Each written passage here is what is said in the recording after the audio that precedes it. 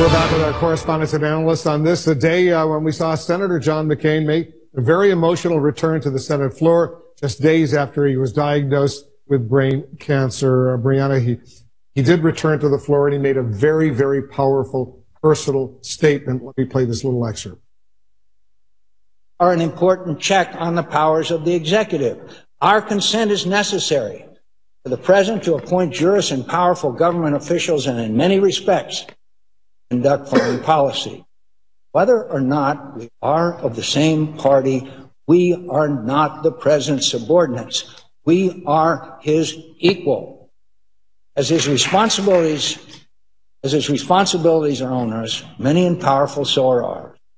We play a vital role in shaping and directing the judiciary, the military, cabinet, and planning and supporting foreign and domestic policies. Our success in meeting all these awesome constitutional obligations depends upon cooperation among ourselves.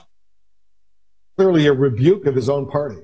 A rebuke of his party, a rebuke of the Senate as a whole, a big rebuke of President Trump, a rebuke of himself as well. He had a mea culpa in there for contributing to dysfunction. But something that stood out to me was when he was clearly talking to President Trump as an audience. We don't covet other people's land and wealth. We were discussing this in the break. You said oil in Iraq. Mm-hmm. We don't hide behind walls.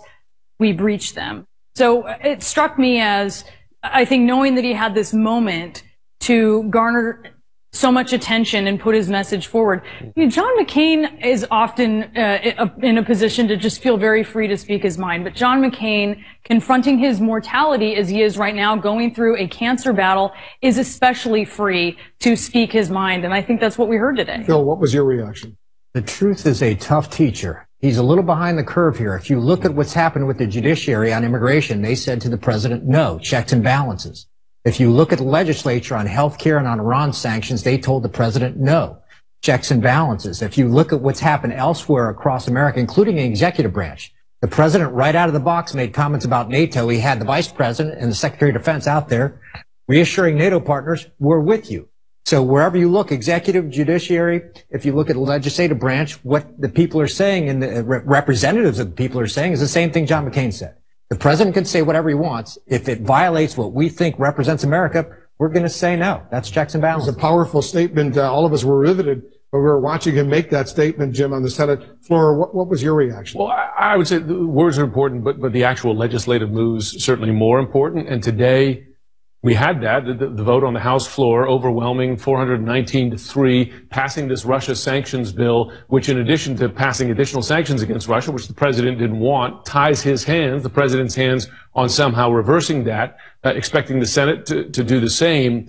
It's that kind of stuff where you see, you know, the system working, as it were, right? You know, the branches of government exercising their authority, and on an issue of substance, and on an issue that is very close to the president's heart, the treatment of Russia. He came into office saying that he was going to somehow re-energize and warm up this relationship. So the words are important, and McCain has tremendous power, and he's been one of the most outspoken critics in the Republican caucus for President Trump. But when you see those legislative moves on key issues, I think that's really where the test is. You know, beyond